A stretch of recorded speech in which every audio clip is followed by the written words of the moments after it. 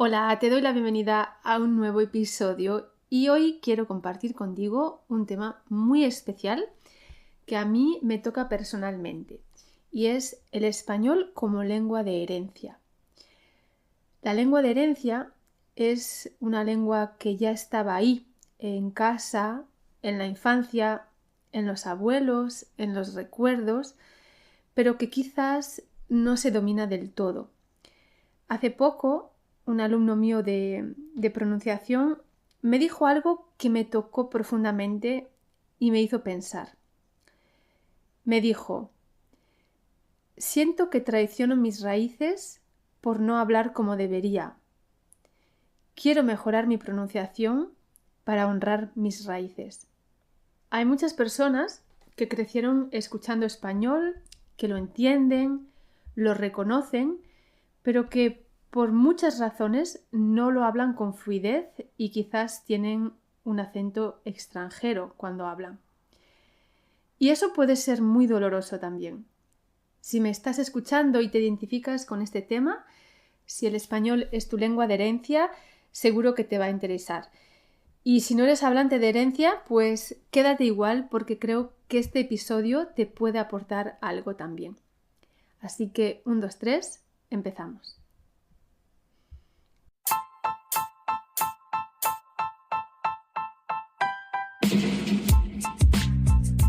Te doy la bienvenida a Como pez en el agua, un podcast para destapar y despertar esa parte de ti que quiere vivir y vibrar en español. Te habla Rocío desde la cocina y aquí comparto trucos, consejos e inspiración para hablar español con fluidez y potenciar una mirada intercultural. ¿Te vienes?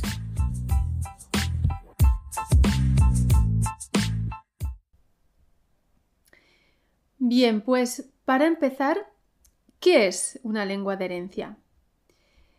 Una lengua de herencia es una lengua que se ha adquirido en el hogar, ¿vale? En el hogar o a través de la comunidad, pero no es la lengua dominante del país de residencia, ¿vale? Es una lengua que se escucha desde la infancia, que forma parte del entorno familiar o cultural, pero que no necesariamente se habla con fluidez. Es un término que se usa principalmente en Estados Unidos, ¿no? Donde el español es la lengua de herencia más común. Es decir, que millones de personas crecieron escuchándolo, entendiéndolo, pero sin llegar a desarrollarlo completamente. ¿Y por qué? Bueno, pues porque muchas familias de origen hispanohablante han crecido en un país donde el inglés domina, donde hablar español a veces ha sido motivo de vergüenza o de exclusión, y eso ha hecho que muchos lo hayan dejado de lado. Durante décadas el español fue marginado, considerado poco útil o incluso vergonzoso en entornos escolares y laborales, y muchos padres, madres, abuelos, abuelas dejaron de transmitir el idioma. Bueno, pues a veces por miedo, por presión, para protegerse. Hace poco leí una expresión que se utiliza para referirse a los hijos e hijas de hispanos que han crecido en Estados Unidos y que no dominan el español, ¿no? Los no sabo kid. La expresión no sabo contiene un error gramatical. La conjugación del verbo saber es incorrecta. No se dice no sabo, se dice no sé. Es un verbo irregular. Alguien que no conoce bien el español podría decir no sabo en lugar de no sé. De hecho, es un error muy frecuente que cometen los niños y las niñas nativas que están aprendiendo el español. Y esta expresión no sabo kid se usa un poco de forma despectiva, pero también se ha redefinido por algunas personas que la usan con orgullo como una forma de reconocer su identidad cultural híbrida, ¿no? Entre dos lenguas y dos culturas. Bueno, pues yo no vivo en Estados Unidos, no soy la persona seguramente más adecuada para hablar de esta realidad allí, pero para ilustrarte lo que quiero decir, voy a compartir el caso de un alumno mío que toma clases de pronunciación y acento conmigo. Él me contactó porque quería trabajar en su pronunciación. Su mamá es mexicana, su papá colombiano y él ha nacido en Estados Unidos. Entonces, el español es su lengua de herencia, la entiende bastante bien, pero le cuesta hablarla y sobre todo, él me decía que cuando era más joven podía hablar español sin pensar tanto, pero que ahora le cuesta mucho hablar y siente que cuando habla tiene acento de gringo. Y cada vez que habla es muy consciente de ello y le da mucha vergüenza. Su perfil me llamó la atención para empezar porque era diferente de otros estudiantes con los que trabajo, ¿no? Normalmente las personas que llegan a mí para mejorar su pronunciación son personas que han aprendido español desde cero, estudian español como lengua extranjera, ¿no? Y esta era la primera vez que un estudiante tenía el español como lengua de herencia. Es un perfil de estudiante que me encanta y en el que también me reconozco bastante porque me reconecta con mi propia historia y sé muy bien lo valioso que es conseguir mantener intacta esa lengua de origen, que no siempre es fácil. En mi caso, no crecí en Estados Unidos, pero crecí en Suiza, en la parte francófona de Suiza. Para ponerte un poco en contexto, mi familia emigró a Suiza cuando yo era pequeña, tenía unos 6 o 7 años más o menos. Y en Suiza fui escolarizada en francés. El francés era la lengua que yo usaba a diario, en la escuela, con las amigas, en la calle. Y mi madre, desde muy temprano, me apuntó a clases de español porque ella tenía miedo a que yo perdiese el español, ¿no?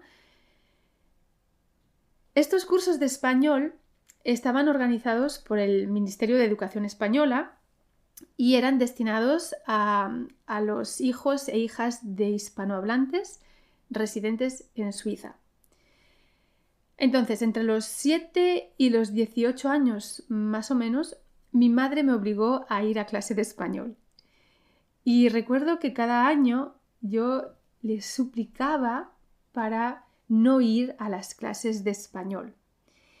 Eran clases extras, además de la escuela habitual que yo frecuentaba, ¿no? Eran 2 veces a la semana y las clases tenían lugar en otras escuelas. No era mi escuela, no era la escuela a la que yo iba todos los días.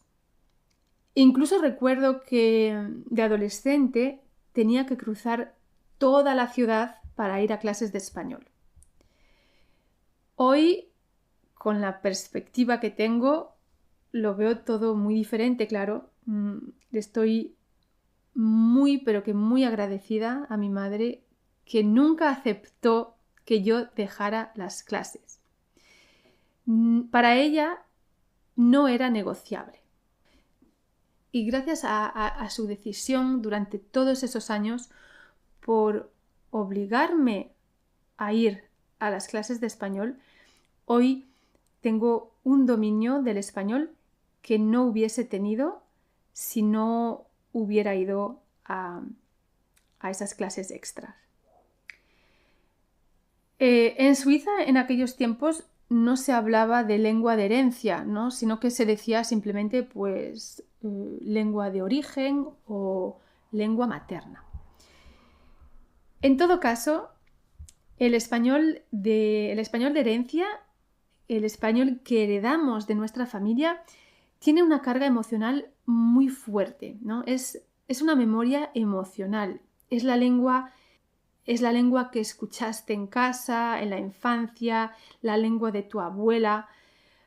Y muchas veces la vergüenza entra en escena, ¿no? Vergüenza por no hablar como deberías hablar, entre comillas, ¿no? Vergüenza por sonar diferente, porque tienes un acento que es diferente de las personas nativas. Vergüenza por no tener las palabras correctas o por usar palabras equivocadas.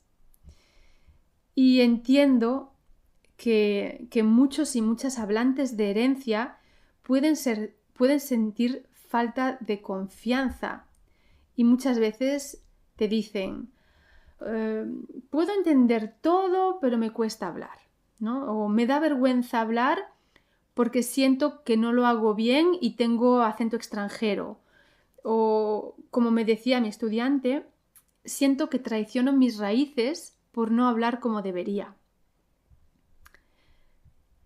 Es un poco como si no hablar español perfectamente fuera una especie de fracaso personal, ¿no? Como si no tener el mismo dominio que tus padres, tus abuelos o tu comunidad te hiciera sentir menos, ¿no? Menos latina, menos hispana, menos conectada con tus orígenes. Y volviendo a mi estudiante, él ha decidido reconectar con su español a través de la pronunciación, ¿vale? Él me decía que para él era una manera de honrar sus raíces, ¿no? Y me pareció muy bonita su reflexión y su decisión.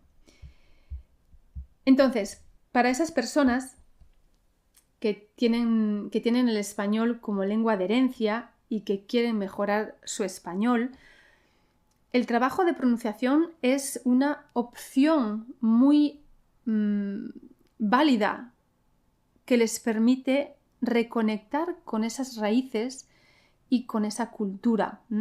El español no lo perdiste. Tu español sigue ahí, está esperando que lo despiertes con curiosidad. Abordar la pronunciación en el caso de un hablante de herencia no es igual que abordar la pronunciación con un estudiante que estudia español como lengua extranjera, ¿no? En el caso de un hablante de herencia, la relación con el idioma es mucho más emocional, más íntima y a veces dolorosa.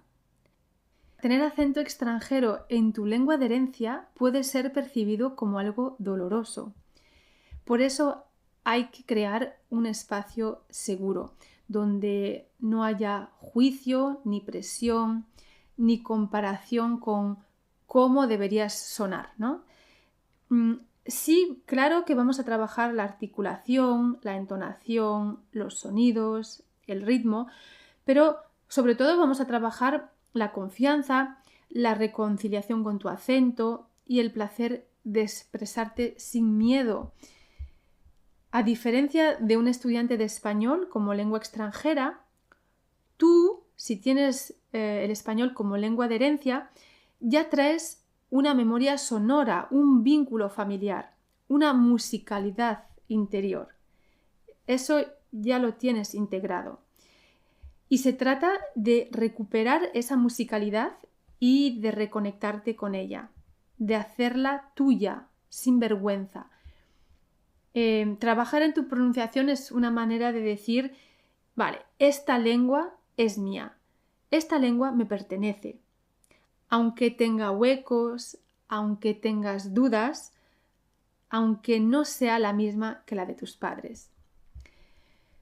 Y volviendo otra vez a lo que me dijo mi estudiante, no traicionas tus raíces por no hablar perfecto.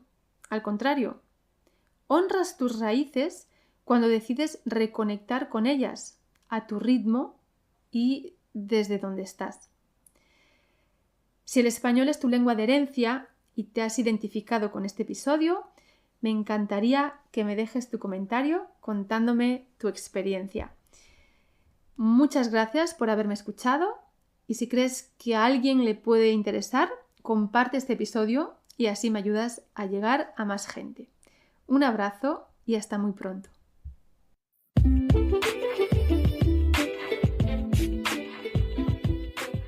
Espero que te haya gustado el episodio y bueno, házmelo saber en los comentarios o dejándome una reseña en iTunes. Así sé que estos episodios son útiles para ti. Te recuerdo que te puedes suscribir gratuitamente en mi web www.thefluencyhub.com y cada semana te envío mini lecciones, anécdotas de clase y trucos para mejorar tu pronunciación y tu fluidez en español. Así que suscríbete en el enlace que te dejo en las notas del episodio. Cuídate mucho y nos oímos pronto.